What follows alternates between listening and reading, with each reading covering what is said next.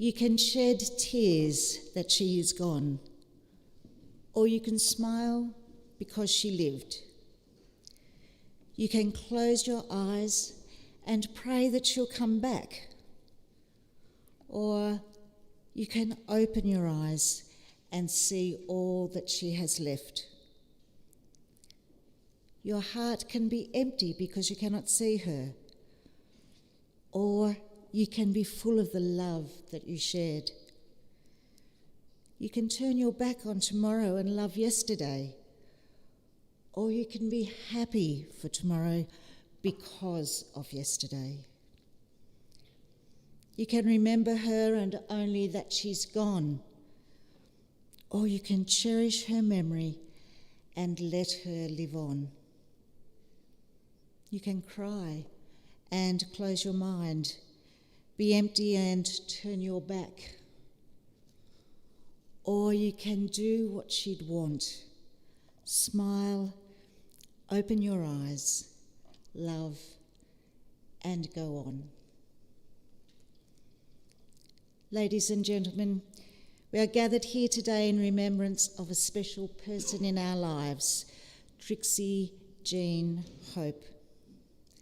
I am Denise Wotherspoon, a civil celebrant, and on behalf of her daughters Lorraine, Diane and Robin, and sons Kim and David and their families, I welcome you and thank you for being with them today to celebrate Trixie's life and to say goodbye to her in a meaningful and loving way. I also welcome those who are viewing online today, as they have been unable to join us here, especially Trixie's son David.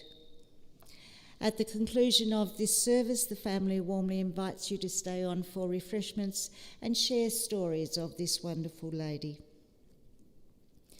Our being here today is an acknowledgement that our lives are all interrelated, composed of many facets from birth to death, composed of significant experiences of love and friendship for Trixie.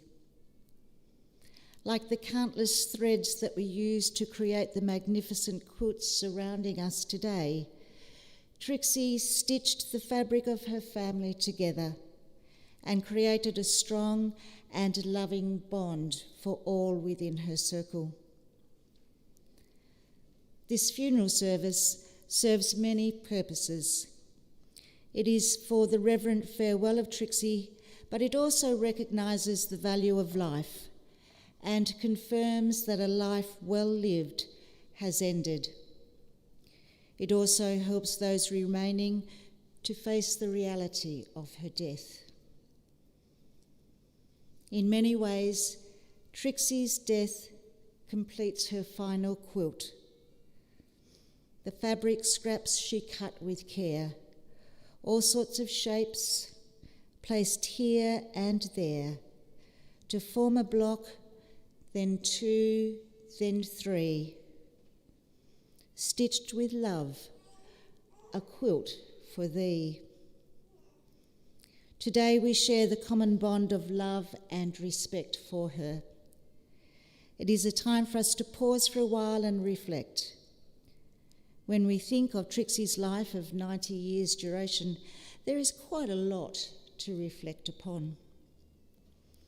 Born on September the 20th, 1930 in Wynyard, Trixie lived a long and fruitful life, acknowledging recently that she was ready, not needing to celebrate another birthday.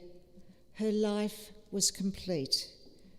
Her hands and heart were tired, and it was time to go. Spending her entire life in Wynyard and surrounds such as Mount Hicks and Aldina until the final years in Umina Park, Trixie attended the Little Aldina School.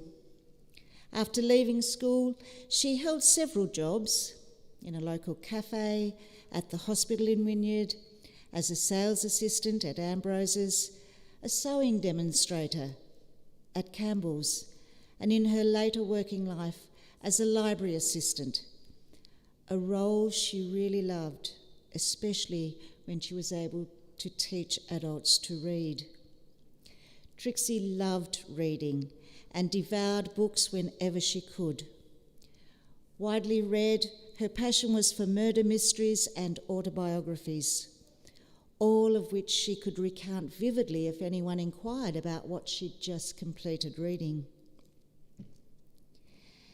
At the completion of World War II, Trixie met Ivan and they married on the 28th of December 1949. After honeymooning in Deloraine, they settled in Wynyard, having 3 children, Lorraine, Diane and Kim, followed by a 14-year gap before the birth of Robin and David. Trixie and Ivan worked hard, instilling a work ethic, the need for routine, and the importance of family as the foundation of their family values, all of which are held firmly today by their children, grandchildren. Countless hours of voluntary service outside the home went alongside the busy role of wife and mother. She shared her skills teaching her children and grandchildren how to sew and how to cook. Many fond memories are held of these special times with Gran. Trixie was also a brownie leader and called Brown Owl for a lot of years, and has helped many young ladies of Wynyard with her guiding experience. I was privileged to hear many wonderful stories of Trixie's life when visiting Lorraine last week. Fond memories of rides in the yellow Mazda. If there was an issue to be discussed or a lecture to be delivered, it was in the Mazda you'd be, a captive audience for Trixie to say her piece. Or if you really wanted some one-to-one time with Mum for that really important conversation, more often than not, it would happen while Mum was in the bath. The girls recalled how Mum would always wear a skirt. Trousers were only for pony club, and even then she wasn't very keen on them. She was emphatic that if I go into a home in my dotage, do not put me in those pull-up track pants. Skirts only, please. Lorraine also shared with me several of the beautiful quilts that Trixie made. What an outstanding talent she had. I'd like to share with you these beautiful words. A quilter treasures life's moments, one stitch at a time. She knows the joy of patiently. A quilter understands the value of preserving the past and has a heart gentle enough to stitch the gift of love into our lives for the future. A quilter knows the blessing of treasuring life's moments, one stitch at a time. And this was Trixie. Today, each of you recalls the experiences, the relationships that you shared with her. As we celebrate her life, you can take satisfaction that she has been and still is a part of your life. Her influence endures in the wonderful skills that she has taught you all. Right now, the ties of love and friendship that you have had with Trixie are near the surface. Maybe mixed emotions about the passing of an elderly lady, sadness, grief, fondness, grateful thanks. No philosophy or religion can prevent this range of wholly natural reactions of the human heart.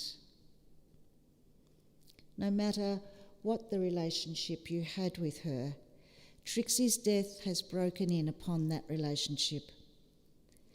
But today, we can be sure that she is at peace and where she wanted to be. While each of you have personal memories of the individual impact of her life on yours, Her grandchildren Paula and Chloe would now like to share some memories of this very special lady.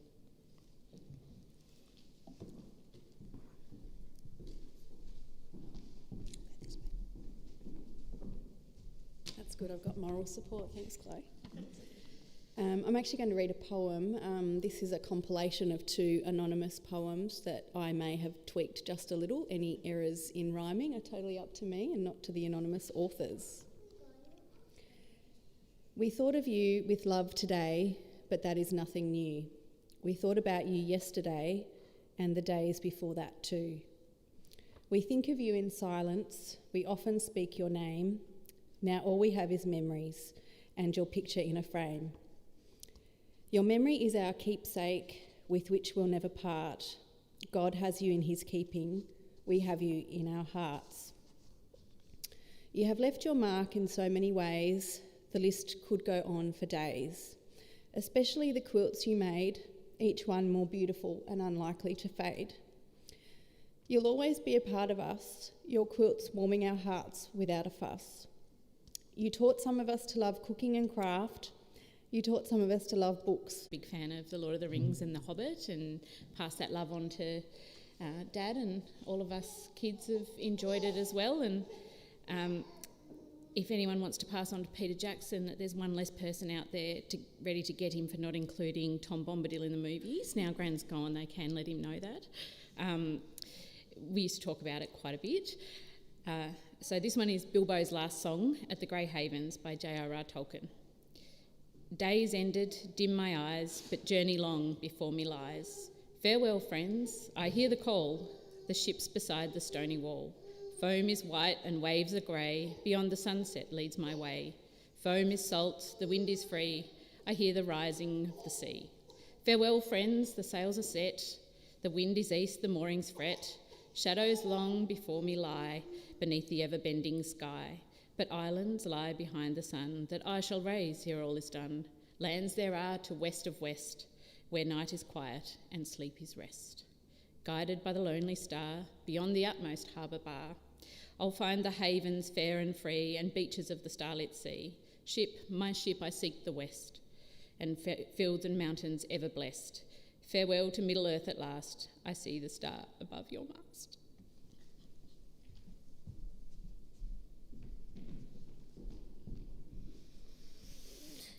Thank you, Paula and Chloe. They were beautifully chosen words and readings. Thank you. The family have also put together a slideshow that we will now enjoy together, and plus a video from Trixie's 80th birthday? 90th birthday, so not so long ago. So sit back and we'll enjoy.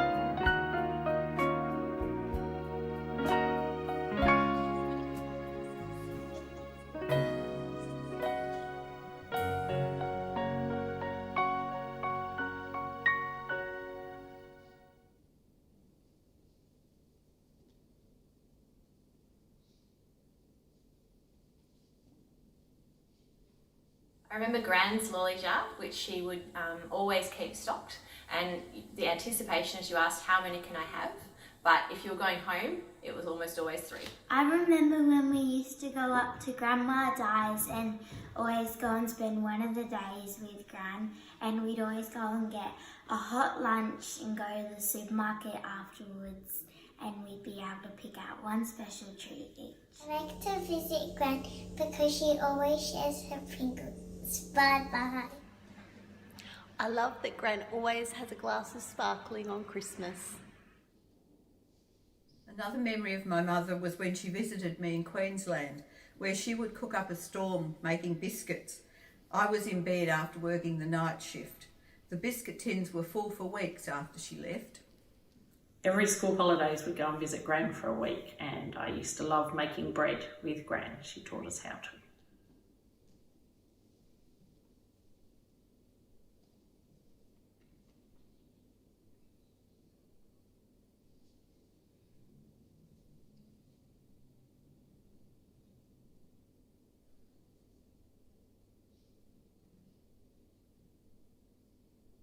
One of my other memories of Gran is obviously making chocolates. I did it by myself one year, and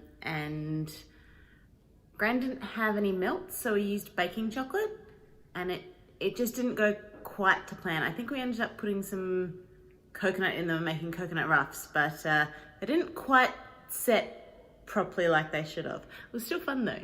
Memory 1 is my first Christmas with Gran at their place when they first moved out to Ballas Pit Road, and I was very excited because it was just like Christmas time when I was a child with lots of people, and I was amazed that Gran could cook for so many of us and have everything perfect, and we had such a fun day. Also remember as a kid coming up to the farm, it was only every couple of years for us coming over from WA, but you always knew that you walk into the house and it was going to smell like freshly baked sugar cookies.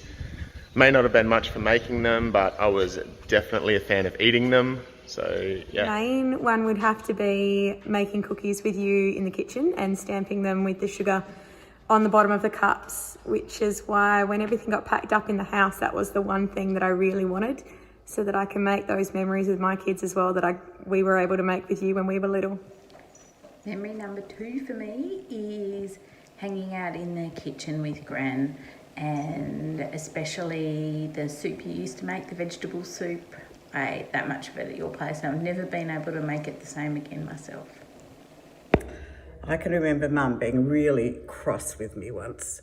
Robin was only a baby, and we were supposed to be minding her while she had a bath in front of the fire, so she was still small enough to go in the baby bath. Mum was getting tea ready, and as usual, she had to have it ready by the time Dad got home at 10 to 6. Well, it must have been about 5:45. We obviously weren't watching Robin, and poor old Robin tipped the bath over and lay floundering on the floor amidst all this water that was spreading everywhere. And what could we do? We just laughed. Poor Mum, she was so cross. I'm not sure that she ever got over it, but I'm sure Robin did. She thought it was quite funny too. One of my earliest memories of Gran is seeing her for the first time with her hair out, and I'd stayed the night with Laura in the school holidays and got up in the morning, and Gran was in the bathroom brushing her hair, and I just remember being in shock that her hair was so long. It's for some reason in my childish mind, that little silver bun, I didn't realise how much hair was in there all the time. I always remember Gran Trix has her hair in a bun. When I was a kid, my mum would back me up if I didn't want to go and stay at anyone else's house. I can also remember when my mum had short, curly hair. I couldn't record memories without adding this one, and this one is actually from Russell. The year that I was pregnant with Ollie and we came over for Christmas, and the boys all got remote control helicopters, which was a fabulous idea until they were flying around in the kitchen and it flew straight into your hair and got stuck. That's one of the biggest things that Russell remembers from coming to stay with you guys when we came that Christmas. One of the things I remember most about Gran Trix is how talented she was at making things. She was either quilting, knitting or sewing. One of my memories of my mother is of her making our clothes for us. But not only that, she made heaps and heaps of clothes for the school fairs. We always looked well dressed. I remember going to Gran's in the school holidays and Gran teaching us how to sew because Mum was left-handed. She was never very good at it. Gran was much better. So, memory of Gran. Gran, one of the things I remember most about you is your love of craft, any craft, and love of quilting. And this pine cone pin cushion is one of the first things that I can remember making with you on a holiday at your house, where you let me go through your treasure trove of fabric. And I had such great fun, and this pine cone has travelled wherever I have lived ever since then. I'd like to start my memory number one as one of my earliest ones, which was staying with you when Elle was being born. And I can remember it being a really fun time with you, and we did some crafty stuff and made things for Elle, and we got to go to the toy shop in Wynyard and choose a white bear called Sugar Baby that we gave to Elle. So I remember Gran teaching Elle and I to sew together, and that was obviously a lot of fun. I think the first thing I made was a pillow. I think it's still at home somewhere, but I also remember making some no-sew dolls and a few other bits and pieces as well. It was great having a crafty grandmother. I have to say my third memory is one of my favourites, Friday mornings at Gran's for sewing and craft. And just how it kept me sane for a lot of years, and how I was that excited that Gran would welcome us all, and so many of us sometimes as we all had more children. Favourite memory of Gran from being older, I guess, was taking Trixie there one day. And in that new mum stage, I didn't really feel like being alone with my baby all day at home for the day. So I went to Gran's house and she made me sandwiches and cups of tea, and I just spent the day there hanging out, and sometimes we talked and other times we just sat in silence. But I'll always remember how kind Gran was. A lovely memory of Mum I have of when I told her that I was having my first baby, Bron. Was absolutely delightful, and I think from that day on we became really good friends. She was a confident for things, and if I didn't know what I was doing, who did I ring? I always rang Mum. Another memory of Gran. I can remember the day, Gran, that you were telling me how, and we have a photo with you and with Mum and myself and with Claire, and I can vividly remember that. My memory of Granny Trix is when Granny Trix came to my 8th birthday party, and we took a photo, and Granny Trix, Gran, Mum and me was in it. I remember calling Gran to tell her that I'd had a daughter and that we called her Trixie, and Gran's response in true Gran style was, "Are you sure?" "Yes, Gran, I'm very sure."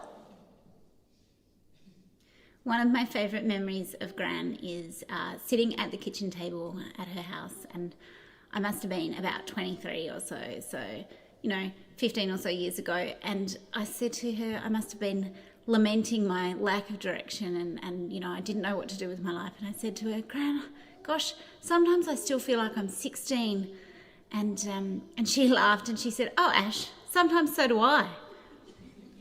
I remember the first time I went to Trixie and Ivan's place. Trixie made me a cup of tea and I sat down at the table and really enjoyed myself. It's a really lovely memory I've got. I had a lovely memory when Mum was going into the nursing home. She was packing up some things and she found this cat, which obviously I can remember it, but she said, I saved a lot of money to buy this. I'd seen it in the newsagent window, and it was pretty treasured that she actually kept it for me. Thanks, Mum. I like visiting Gran because she gives cuddly cuddles. Bye-bye. So, a memory of Gran. Used to love coming and staying with Gran and Pop, and of a night, especially when it was cold, Gran would be up in the useful room. I'd never heard of a useful room before, and it was a very useful room full of wood fires and fabric and crafty things and knitting and spinning wheels. So yeah, it was a great memory to be able to go to the useful room and sit with Gran and Pop. Coming to stay with Gran in the holidays was the highlight for me, pretty much. I like to book in my time without my siblings if possible. Come stay with a cousin maybe, or by myself, and just do cool Gran things and have lots of fun Gran time, and Cocoa Pops for breakfast and custard in the fridge. As we did every school holidays, we made chocolates, and we were staying in the caravan, and we had our chocolates in the caravan with us, and then the chocolates disappeared. We went inside and asked Gran and Pop if they'd seen them. Gran then blamed Pop. It's like, Ivan, give the girls their chocolates back.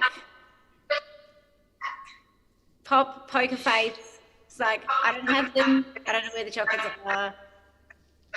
I didn't take them. Must have been the dog. Gran did not believe him. She was having none of them. We did not believe him. Give them the chocolates back, Ivan. Ivan. Where are they? Anyway. Yeah, we were slightly convinced Pop had taken them too. Eventually. Yes, but the next day, Pop found the packet of chocolates behind Lou's kennel. So she had taken and eaten them all. Pop wasn't to blame after all. I used to love going to visit Gran and Pop during the holidays. We'd always go for a week. Each morning we would do the rounds with Pop and then spend the rest of the day with Gran doing whatever she was doing, whether that was baking bread, learning to sew, or just reading a book. I remember going up in the holidays and seeing Gran on a Thursday and helping her do her washing. My second memory of Gran is staying with Chloe and Gran in the caravan at Boat Harbour for the summer holidays. We had such a great time. We did lots of cooking on the barbecue, played lots of Scrabble and read lots of books. One thing I remember about Gran Trix is how much she loved reading. She always had her nose in a book. So when I was 8 or 9, we got some vouchers for Christmas from Gran, and Dane and I were staying with Gran, and we went down to the Wynyard News Agency to spend them.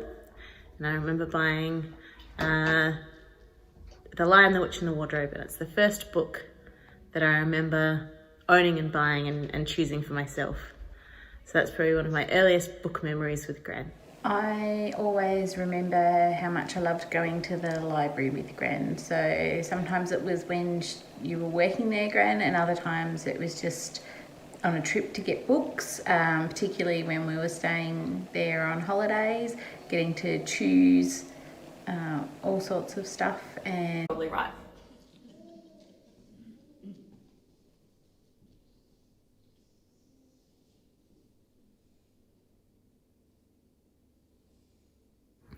I remember on a Friday night after school, on the way back down when we were living at the shack, we'd go and visit Gran at the library and choose several books.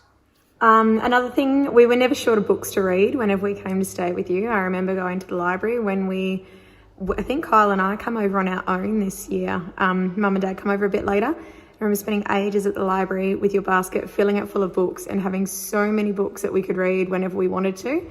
I still love reading, and I'm really proud of my kids because they're really good readers, and I think a lot of that comes from Dad and essentially comes from you as well.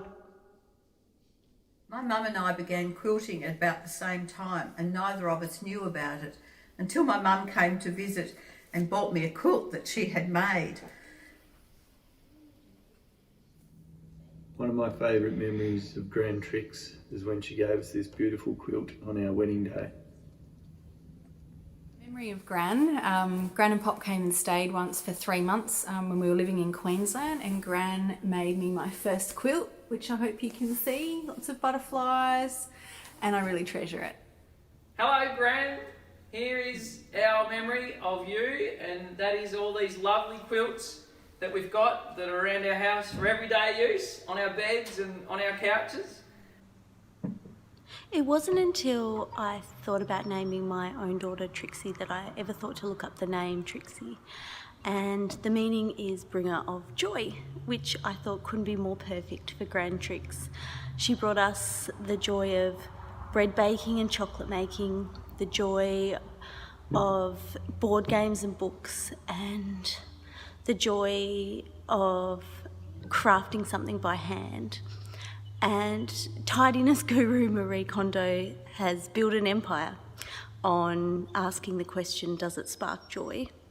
And I think Gran has built her own little empire of joy sparkers in her children and her grandchildren and her great-grandchildren, and we'll keep passing those moments down through the generations. We love you.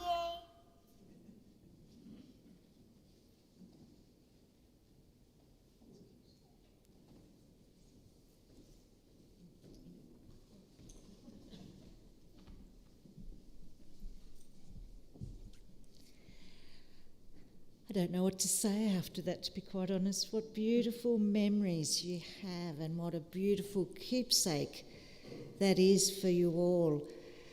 You were truly blessed to have a mum, a grand Trix that have taught you so much that you now can pass down through the generations.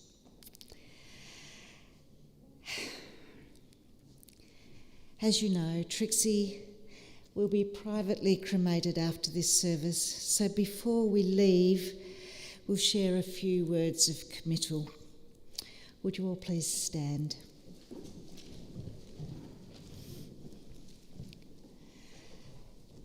The body of our mother, Grand Trixie, sister, aunt, and dear friend will be tenderly and reverently committed to the elements, and ultimately to Mother Earth, from which all life comes and to which in the end all life returns. We are glad that she lived with us and for us. We cherish her memory, her words, and her deeds. We recall the influence that she had upon us, and we will be forever grateful for a life that has been lived to the fullest measure. We know that she loved us all. Thinking of Trixie as we leave, let us resolve to live a life of real worth, conscious of the things that really matter in the way that she has taught us. If you have a quilt nearby, would you pick it up? If you can you wrap it around your body?